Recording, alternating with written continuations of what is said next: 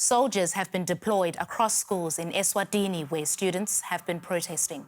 They are demanding political reforms and are calling for the release of 2 MPs who were arrested during pro-democracy protests earlier this year. Eswatini, which used to be called Swaziland, is Africa's last absolute monarchy. The tiny kingdom of 1.3 million people is a landlocked country which is almost entirely surrounded by South Africa. Now, Eswatini is ruled by King Mswati III. The 53-year-old monarch came to the throne aged 18. His regime has been accused of violating human rights and brutally crushing dissent. Our correspondent Adrian Kriesch sent us this exclusive report. They shot someone dead. They shot someone dead. Tension on the streets of the Eswatini capital, Mbabane. Drivers are on strike after security forces attacked protesters on Wednesday, shooting and killing a minibus conductor. That we are not going to bow to them. They are hungry for our blood. They are killing us.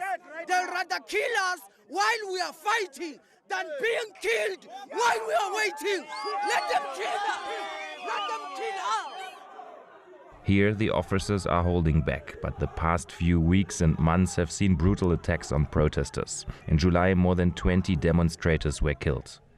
This used to be a very busy market in the center of Mbabane, but you can see it's abandoned. Most traders went home. Many of them are stranded here, actually. There's a bus stop on the other side where you can still see kids who are trying to get home, but there are no buses here at the moment because of the protest actions. The protesters just told us that they're trying to chase away the policemen that are remaining, the few scattered policemen that are remaining here.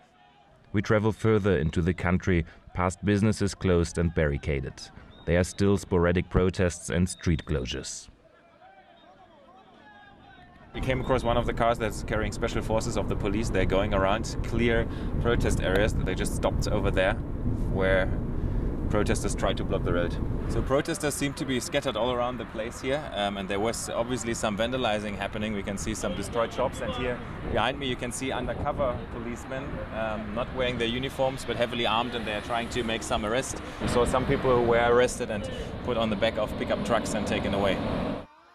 Various groups are protesting: teachers, students, bus drivers, but also criminals plunder and destroy property.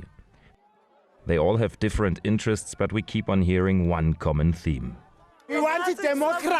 Yes. We are tired of this monarchy. King Mswati III has ruled the land since 1986, when he was 18 years old. He is known for his extravagant lifestyle. He has more than 10 wives, with whom he has more than 30 children. Eswatini is one of the poorest countries in the region, dependent on foreign aid. Protesters say the king isn't taking their troubles seriously enough. His spokesman rejects that. People are on the streets, and the way they see it is different from what is in the Constitution.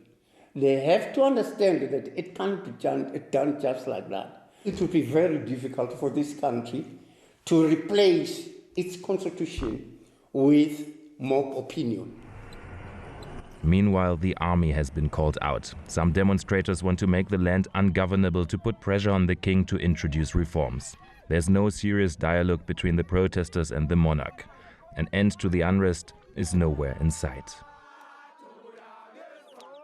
And I am now joined by Manqoba Motsa. He is a pro-democracy activist with the Swaziland National Union of Students. Welcome to DW News Africa, Manqoba. So we've seen that students have been protesting for weeks now in Eswatini. What is the end goal? It is the people eager to end the oppression by King Mswati III, to end the dictatorship by the royal family here in Swaziland, which is one thing that has raised the consciousness of the people to say, we want change in this country. We want to see a new society, a society where we will end oppression and exploitation of men by another. We've seen young people in this country denied an opportunity to go to better schools. We've seen young people denied an opportunity to go to health facilities where you will find medication and all facilities in those hospitals. So that is what has has raised the consciousness of the people to say, no, we need to end this dictatorship now, and we need to end it for all times. You've outlined some economic challenges there, and I'm just wondering why you are convinced that this is because of you having a king, you being a monarchy.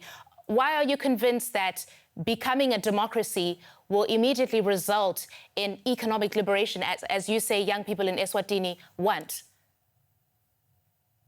In the beginning of this protest, in March this year, the people were like, we need to have a prime minister elected by the people.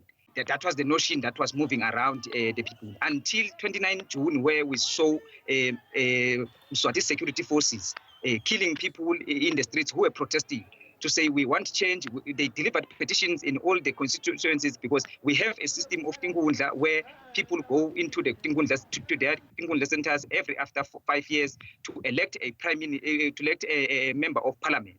But now the people have said, why do we need a king? What is the king for? Do we need to have a king to kill us? But the people now are asking themselves to say, why on earth do we need a king? What is a king for? Because we are all human beings. We come from women. We are born by women. So what is it so different with them? And we've tried. The young people have tried to look into this feudal system to say this is the thing of the past. Now we have a new society where kings must remain in the past. So there is nothing useful about kings, and apart from that, they take resources from the people to live their lavish lifestyle. That is what a king is for. And the young people have understood that, to say, man, this thing is not a thing that was created by God, or that we should, as human beings, live by. Our king came into existence into our country in 1745. They conquered this land. And that is what the people now understand, to say, we now have a king because of conquest. So we people must liberate ourselves and establish a system so all people can participate in the decision-making of distribution of resources in our country. Right. Mangoba, I will point out that I've spent some time in Eswatini, and I've spoken to a lot of people who don't necessarily have an issue with Eswatini being a monarchy. They're not necessarily calling for a democracy. What they do say is that they want the monarchy to reform. Is that not the more popular view, that people, Swatis, actually feel that that is part of the country's cultural identity, to have a king, to be a monarchy? Are you saying that it is the majority of Swatis who today want to abolish the monarchy system? Things have changed. People have been having that notion to say we can continue to have a king, a system of constitutional monarch. That is what the people have been believing on since until 29 June, where the people then went into their circles and said, but why do we say we need a king? They questioned themselves to say, why do we need a king? All along, people have been saying, no, we are better with a king so that we can retain our cultures. And then now it comes to their mind to say, even these cultures we are trying to retain are backward cultures. It is we were never born to wear a machobo. We were never born to wear these loin skins, because these loin skins are things of the past. We were wearing loin skins because there were no clothes, there were no fabric during those times. So the people have changed their notion lately to say, no, we don't need this monarchy. This monarchy is a parasitic institution. We no longer need it. It must remain in the past. The people must now govern themselves through a democratic system. That will eventually lead to a social. Okay, that is the voice of Mangoba Motsa, a student activist from the Swaziland National Union of Students. Thank you, Mangoba. Thank you so much, Christine. Some rulers stay too long and others go too quickly. This week, a military court in Ouagadougou began the long-awaited trial of the men accused of assassinating Thomas Sankara, the former president of Burkina Faso. Sankara was a charismatic Marxist leader who has become an iconic figure among a generation of post-independence African leaders. The trial, which is expected to last several months, is seen as a significant step toward determining the circumstances surrounding his death. It's a day many thought would never come, the start of a trial that could solve the mystery surrounding the death of Thomas Sankara. Against the odds, his wife, among others, has never given up pursuing justice. Like everyone else in Burkina Faso, we're waiting for the truth to come out. So today is the day that begins. And we hope and wish that the truth will emerge. Sankara was a Marxist revolutionary who promoted Pan-African solidarity. He spoke out against corruption and opposed the dominance of former colonial powers. He rejected foreign loans and pushed for economic independence. On October 15, 1987, he and 12 others were ambushed by a hit squad. Sankara's body was riddled with bullets. That attack brought his friend Blaise Compaoré to power. During his 27-year rule, the question of Sankara's death was taboo. But following a public uprising, Compaoré fled to neighboring Ivory Coast. He's among the 14 charged, but he's boycotting the proceedings. His legal team calls the trial a political show, but many citizens are not surprised by his absence. He has spent his whole life running from his responsibilities, so it makes sense that he is not here. Whether he's here or not, the witnesses and those involved are here. They will say what happened, and then the court will decide. Today, Sankara remains a symbol of resistance. His memorial site in the capital, Ouagadougou, is a popular tourist spot. Many who were not even born when he was in power are inspired by his ideals. The details of Sankara's killing might still be a mystery, but his legacy lives on. And DW's Michael Orty is with me now at the table to talk more about that legacy. But Michael, let's perhaps begin with the trial. What are our expectations going in here? What are the main questions that we have that we hope will be answered by the end of it? Yeah, so 34 years to this week, Thomas Sankara was assassinated, paving the way for his colleague and comrade in arms, Blaise Compaoré, to come to power. Now, in a 2007 interview, Compaoré said that he overthrew Sankara because Sankara jeopardized relations between France and Ivory Coast.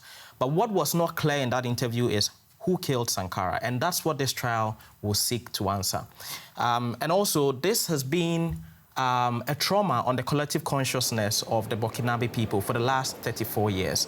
And so many people are hoping that this trial is going to bring some sort of finality to this mystery surrounding the death of Thomas Sankara. Many people also believe that this couldn't have happened without the direct support of France and American intelligence. So many people in Burkina Faso, I should say, would be hoping to find answers regarding what role France and America played in this unfortunate incident. Michael, we're talking about a man who was and is still revered by many people all over Africa today, Thomas Sankara. What was it about him that people loved and still love so much? I mean, first off, he played the guitar. I guess that makes him very charming for many people. He was a young man, very charismatic, and quite populist. He was modest. He decided to sell off the government fleet of Mercedes and stick with a very cheap vehicle. He slashed his own salary and also compelled his appointees to slash their salaries. He composed the national anthem of Burkina Faso.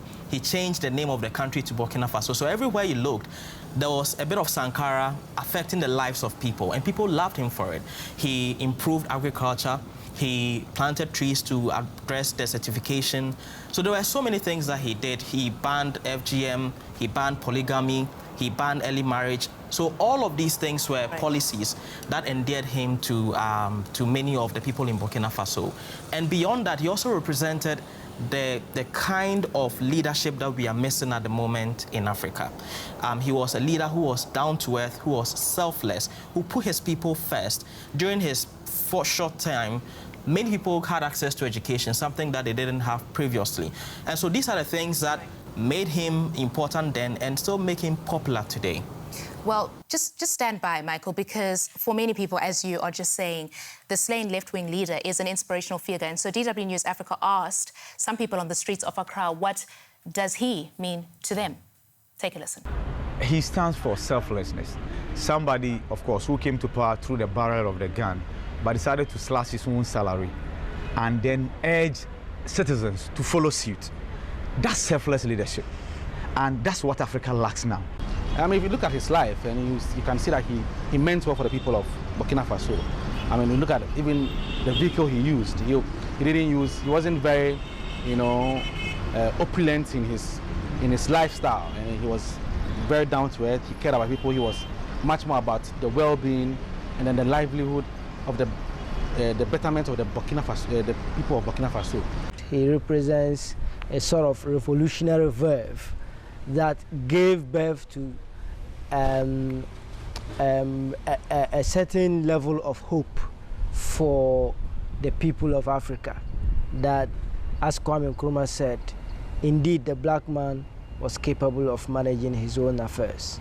So personally, he stands for the kind of leadership that Africa yearns for now. Like Nkrumah, many people say he was ahead of his time.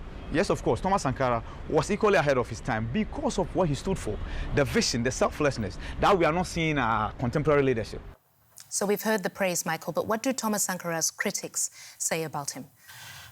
He was a complicated character, Christine. One of the things that he did was to increase agricultural production, and that meant that he clashed with the political elite in Burkina Faso. And in that, he created enemies within the political elite. And many of them were victims of what they called the military tribunals at the time. Many of them say that the processes in the military tribunals were not free and fair. Again, being a military ruler, democracy, there wasn't multi-party democracy at the time in Burkina Faso. So it was a government by Sankara, run by Sankara and his cronies. All right. DW's Michael Oti, thank you for your insights on that.